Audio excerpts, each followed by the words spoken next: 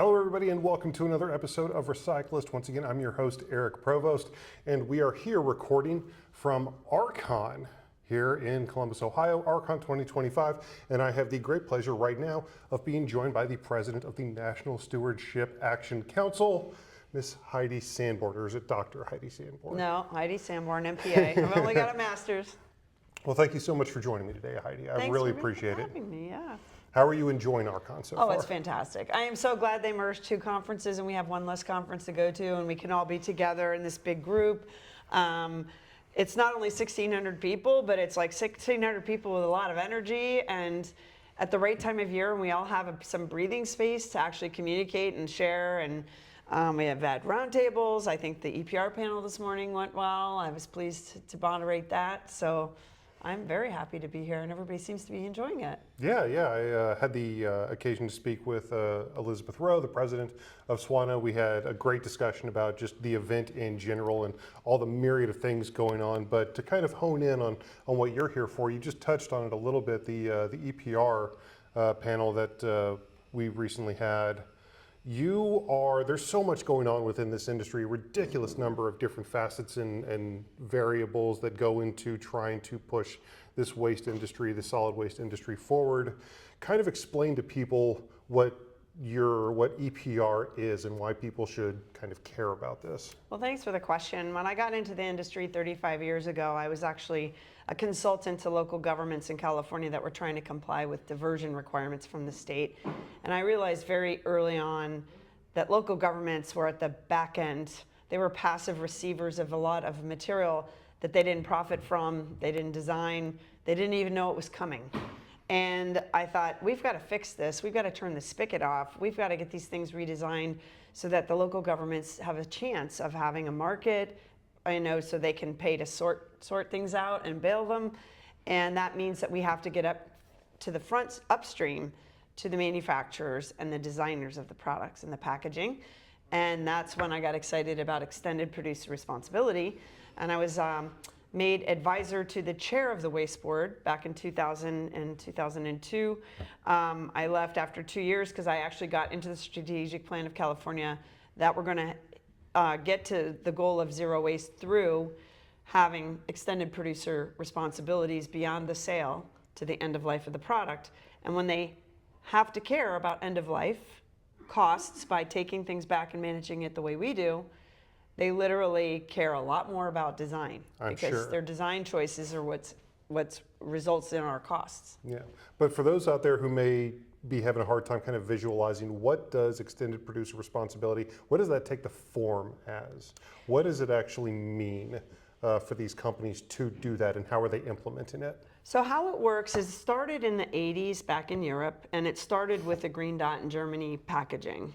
And people were so upset about the overpackaging, they would just leave it in the grocery store. And then the grocery stores revolted and said, we need to have a packaging system. And it ended up, they went upstream, and a lot of them branded their own packages and their own products.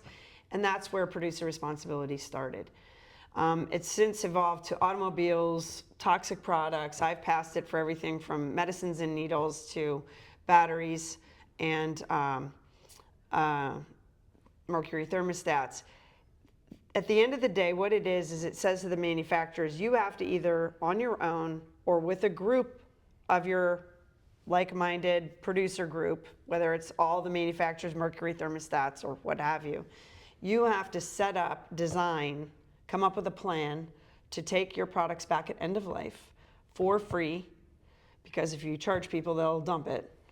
And you have to take it back, track it, and then we want to hit certain recycling rates or goals for convenience, so the public has a convenient way to dispose of it. And then they manage it, and usually they'll contract with waste haulers, they'll give money to local governments to upgrade their systems or collect more, they'll give them educational materials to give out to the public so everybody's getting the same messages. And it can take many different forms, but at the core of it, producers extend their responsibility beyond the sale through the end of life of the product, meaning they will be the ones ultimately on the hook and can be fined for failing to have a collection system that's convenient to whatever the standards are in the law and recycle X amount of their material. just on the surface, that sounds like an incredibly complicated process to even to try to implement the conversations that have had over the past 35 years that you've been talking. I can't even imagine how into the weeds things have gotten, because obviously you have to work with these companies. First off, you've got to work with lawmakers and legislatures to try to implement these fines or punishments or whatever. But also, I mean, I'd like to think that we're trying to talk about adding incentives and trying to create plans that kind of benefit everybody in some way. So what has the evolution of those conversations been like, and how have we kind of gotten to this point? I know that's a big question. No, it's easy. But it's easy. I mean, because I can recall what it was like when I first started the California Product Stewardship Council in 2006. Mm-hmm. We were educating local governments why they should support this, because they needed to get it out. They couldn't afford to do what the state was asking them to do. And I said, well, the only way to stop this is to get better design and have other people help pay. Since they're the ones who profited from this and designed these products, we need them to help. And that means you need to support these bills on extended producer responsibility. So I spent 2 years running around the state of California educating all of the local governments and getting them to pass resolutions about why they should support EPR, and delegate to their staff to write letters, because they were also very slow in lobbying. And the industry is very quick. So we had to get them kind of up to speed on how to advocate for themselves. And then it evolved from educating the governments once they were all on the same page. Then it got to, we had to educate the state legislators. And then we started realizing we need to show them what these systems look like, because they were asking the same questions. What does it look like? How is this actually going to work? Yeah. And then we started the California Recycling Challenge study trips, where we're on our 8th year. We're going to take them next July on our 8th study trip to Canada, to other states, to see how EPR works. And when they go and see it, they come back completely changed. They don't have to rely on believing me or somebody else or whatever some other lobbyist said. They've seen it. They know how it works. They've talked to the regulators, they've talked to the industry, they've talked to the local governments, and they've been on the ground, and they know who to call if they have questions. So that is why we started passing more bills. And we have really good, what I call political champions in this space. And a lot of them have moved from the state legislature to the Congress. So now we've got people at the federal level talking about these bills. So do you find yourself talking more now to governments and legislators and lawmakers than you even do to the companies at this point? Nope, now it's the companies. So it evolved from local to state governments, now it's companies. Because what I learned early on was that the lobbyists are really the firewall for the C-suite. So companies in this country are set up, their fiduciary responsibility is to shareholders. It is not to people and planet. And I will say that again. People and planet come second. Profit comes first. And that's why we are where we are with the destruction of our natural resources and everything else in this make-take-waste system we've set up. We have to interrupt that. If their only goal is money, then we get what we've been getting. If their goal is money plus the law that we have, where they have to take it back, they have to recycle it, they have to have responsible end markets, now they have another group to answer to, and now all of a sudden they start making better decisions. But I'll be honest, in a regular situation without these laws, it was not happening. The packaging was only getting worse. The products coming were getting what I call horrible hybrids, where there's multiple materials glued together. You can't get them apart. Batteries are being glued into electronics, and then we wonder why our electronics recyclers are blowing up. I mean, it was getting worse and worse and worse. It's still getting worse, and we're just starting to turn the corner on better design, because now they know we can pass these bills, and I told them it's all going to boomerang back. It's someday, if your product is a problem, I'm coming. The days just went. I didn't do anything. I know, Eric did that. But I've got to imagine probably one of the first roadblocks that you run into, and I'm sure you still run into it with certain people, is trying to explain that programs like extended producer responsibility need to work in tandem with just basic recycling programs. Absolutely. Because I imagine you immediately get kickback from these companies like, well, why just tell people to recycle? It's not our problem. And I'm sure there's a lot of people out there that are saying, well, okay, we'll just do this then, and then we don't need to worry about recycling. So how do you explain to both sides? It's like, no, we need to all work together on this? Well, in California, we had a recycling commission that was set up by the legislature, and I was elected chair for 2 years that it existed. We came up with 32 policy recommendations for the legislature. And the reason I bring this up is because it became very clear early on. We were tasked with trying to get rid of contamination in the system. And we realized the reason it's contaminated is because there's all these lies on the labels. They're calling things recyclable when they're not, compostable when they're not, flushable when they're not, biodegradable when they're not. Of course the public's confused. We don't have a free market if literally companies are lying to the consumer on the label to convince them to buy something. And then when they get home, the last thing they look at before they pick which bin to put it in, it's that lying label. Oh, that's recyclable. I'll put that in there. And then we have to sort it out. The costs go up. And then they get a bigger bill and wonder what the heck is going on. This doesn't work. Why am I recycling? Why am I spending my time buying recyclable things? We have to build trust back with the public. And the only way to do that is to start with truthful labeling and then make sure the system actually works. And what we call recyclable is not going into a landfill. Recyclable, it is going to get recycled. And we should be able to track that and make sure it's not ending up on the, river banks of China or India or little kids picking things apart in Africa. We need to do better, and we need to trace things all the way through the system and do a better job of keeping things on our soil and the jobs in America. We've got a Remade in America pledge. We're asking people to sign on. We just did our press release this week.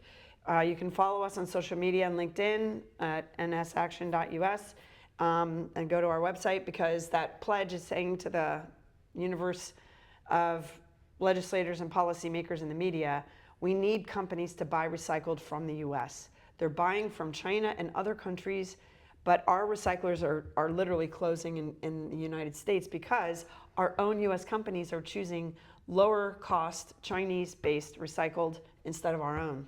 Yeah, I imagine a lot of that comes from manufacturers, and this goes back to a point that you made a few seconds ago, with manufacturers using multiple different materials. Yep. And everything being glued together. As a company, as a product maker, you're trying to make these flashy, interesting things that will entice people to buy them, but you're trying to do it for as low cost as possible. So all these different materials, and they're trying to kind of coagulate these products into the shiniest, most eye-catching versions of themselves they possibly can for the lowest cost they possibly can. I imagine this is causing most of the problems that you're talking about. So how do you, tackling that aspect of it specifically, how do you try to start switching that mindset? It's not cheap for them anymore to do that, because we're going to fine them. So in the EPR bills, there's what we call malice fees or incentives.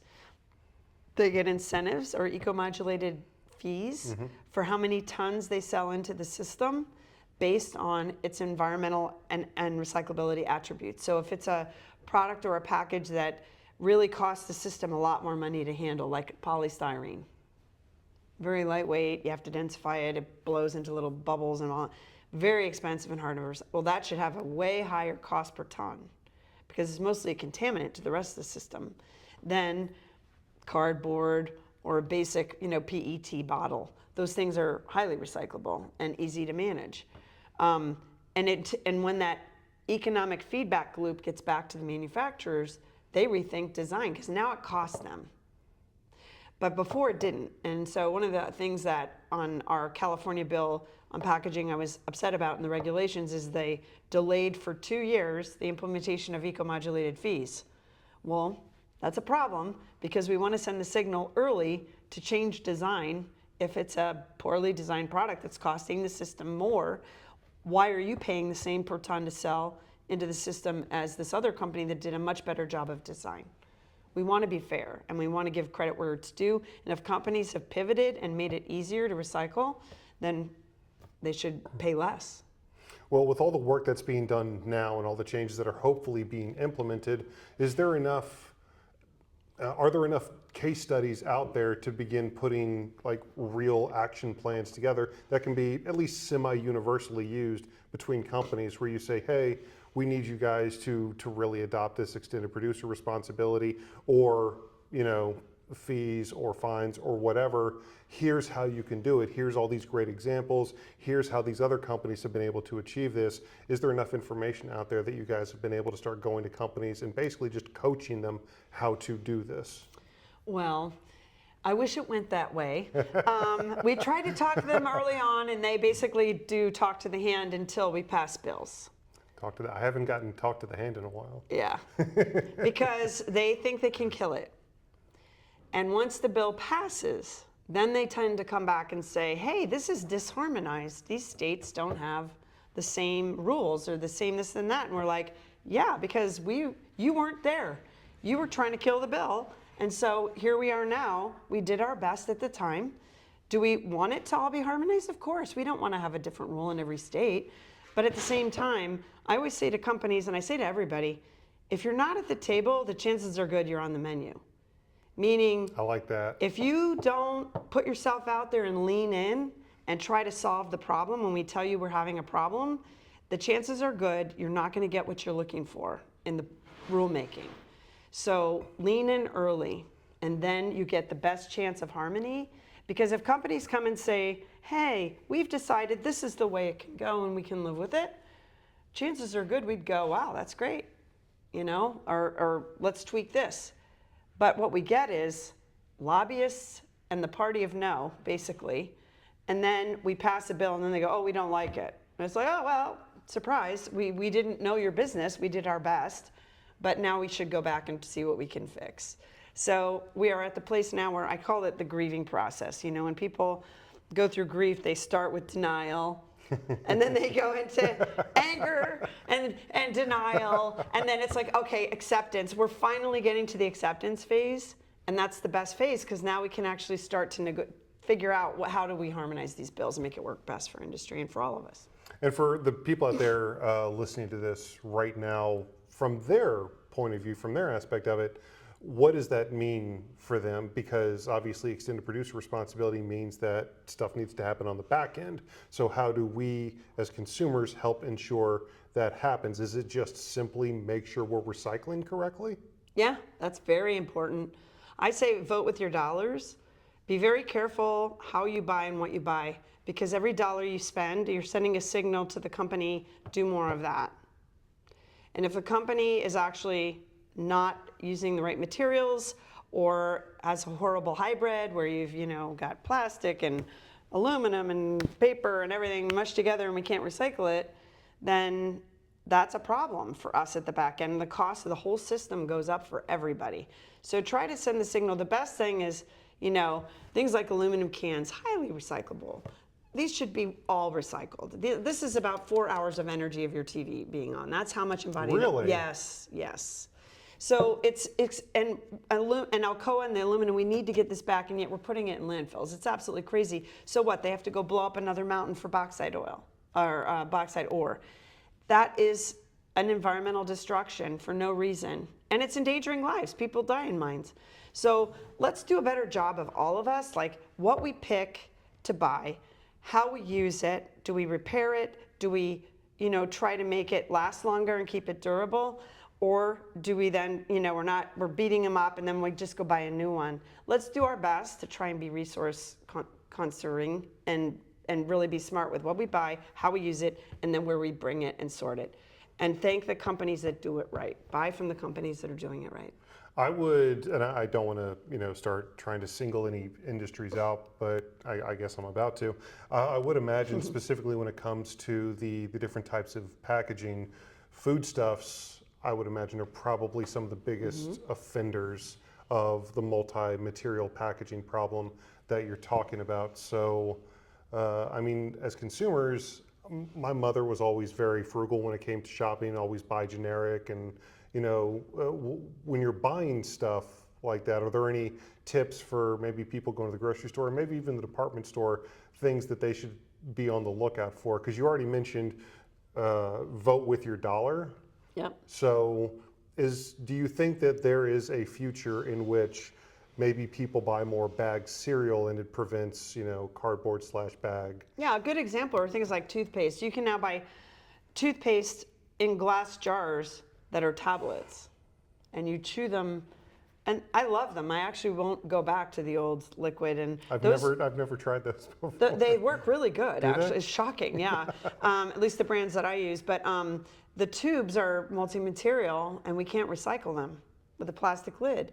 But the glass and the tablets, you can. Glass is recyclable. Exactly. Yeah. There's almost no waste, right? And glass is recyclable forever. So just choices like that. If you've gone from sunscreen, the old sunscreens were all liquids and tubes. Now they've got aerosols. Well, aerosol cans are very expensive for us to manage. We have to puncture them. They're under pressure and very expensive to the system. Do we really need to spray on the sunscreen? I mean, actually, they've done studies it's bad for your lungs. Why are you breathing sunscreen? Most of it doesn't end up in your skin. Doesn't taste good either. Right, exactly. So these are things like just, being smart with your choices. Bring your reusable bags instead of, getting a bag every time you go to the store. There's so many basic little things. Having your reusable RCON bottle is even better than this, even though this is good for a single use because it is fully recyclable. Do you see any companies out there that you would consider, and I know this may be a little optimistic, but do you see any companies out there that you would consider kind of a champion of EPR? Of EPR? Yes. I would say it this way. There are industries that have led. So for example, the paint industry, I was actually the consultant to the National Paint Dialogue program, and that led to the model bill that led to California being the first to adopt a permanent paint recycling program that the manufacturers managed. It's now in, I think, 11 states. They just rolled out, I think, Maryland. And it's working really well. And we've expanded it into aerosol paints, not just latex and oil, and then also every other kind of paint, like arts and crafts paint, marine paint. Really? Yes, all of it. And it's not fully rolled out yet, but we've passed the bill. So we're excited about that. But that industry led, even though they require a visible fee, which I don't necessarily love, but for that industry, we were like, yeah, you came and were an early adopter. You worked with us on this, and it's half of our hazardous waste. It's a big chunk of the cost. So, and it's working really well. So we're very grateful to Paint Care for that. So that industry stepped up early. Mercury thermostats, they stepped up early because I feel like we rarely see mercury thermostats anymore. well, a lot of states banned them from sale. We don't want that out there anymore. But that industry realized they had a liability problem. Mattresses kind of came along and started helping a little bit, but we've only got, I think, 3 or 4 states that have mattresses. They could do a little bit better design choices because now we're going to foam, and foam is really harder to recycle. But I will say this, you generally don't see companies saying, please regulate me. Of course. But they will say, if they see the train coming and they know that they're going to get hit, they'd rather get out of the way and start, helping figure out how are we going to do this instead of just sitting and waiting for the train to hit them. So, and now that we've done it with so many bills, I think there's over 70 in the U.S. Yeah, in the U.S. They know that it's coming, and we can pass them in even red states. So, for example, this year, my MVP of legislation is in Nebraska. I would not have thought that at the beginning of the year. They passed EPR for batteries. They banned the sale of laughing gas cylinders that people are using for party drugs. Okay. It's a huge waste problem. Really? Huge. Cost is like $50 to $70 a piece. And they're buying them online. It's so weird, like all the things that I never would have thought of that wind up becoming these massive problems. And vapes that literally are in hoodie strings. Yeah. So now it's in textiles. We just passed textile EPR. And now we got electronics in the textiles. We're going to set everything on fire. So imagine buying a hoodie and having the battery and the vape in your hoodie exploding and causing a waste fire. Imagine living in that world. Yeah, that's where we are. And they just started selling a cell phone case that's of vape. So and they've got them in Sharpies and highlighters so kids can hide it. But the problem is now those things all have batteries. They have nicotine. It's a whole different world of waste management. Those things were banned from sale in Nebraska in 1 year. So do you think it's a case of manufacturers looking at the current legislations in play and basically trying to loophole around them? I think that there's bad actors outside this country that will sell anything to our children. And I'm not kidding. If Fair it enough. kills them, they don't care. And so if we don't stop them from doing that, we're going to not only have a waste problem, but we have dead kids. We've actually found 2 young men, and one in Nebraska and one in Humboldt County, dead in their bed because they were frozen to their lips, the laughing gas cylinder. That's Why are we terrible. allowing these to be sold? It's Amazon. It's all on Amazon. You can buy all this on Amazon, just look. And why is that legal? Well, the people of Nebraska said enough. They found a 9-year-old with a sippy cup vape in school. A 9-year-old. They said enough, and they voted, get rid of them. They cannot be sold here in Nebraska. So all I'm saying is, and they passed battery EPR because of the fires and the hazards to workers and so forth. How you frame the discussion is very important. I will probably wrap up with this. If you want to do something big, don't lean in. The environmental argument does not win. Waste doesn't always win. What always wins is public health and safety. Find people that are not in your normal circle stakeholder groups. Find the Moms Against Vaping. Find, we had on the drug bill, we had a lot of parents who had lost kids to drug overdoses when opioids first hit the market legally, but the kids were stealing them from parents and becoming addicted. And that's what was leading to the parents coming in and saying, we need drop boxes for these medicines because if I leave it in my house, my kid gets it and then starts off on this addiction path. Those are incredibly powerful testimonies. And when you hear them, it doesn't come across like a garbage or a environmental issue. It's a public health issue. You'll win on those every time. So focus on those things that are dangerous, that need to protect kids first. And then I say first, stop the fires and the explosions and all the problems that are affecting our, we're 4th most deadly industry now. And we shouldn't be. But it's because there's so much stuff out there people don't know what to do with that's dangerous. They put it in the trash, in the recycling, and then it affects our workers. Well, I know that, you talk about wanting to have rules that kind of encompass the entire country. I know a lot of these are probably going to have to be dealt with state by state, but do you think federal legislation in some regard is possible? Maybe not to take care of all the issues that we're dealing with, but are you looking at any potential country level, federal level legislation to start tackling some of this? The only one that we've got to the federal level is truth in labeling on wipes. Wipes are plastic, Wipes like lyocell. They are not paper.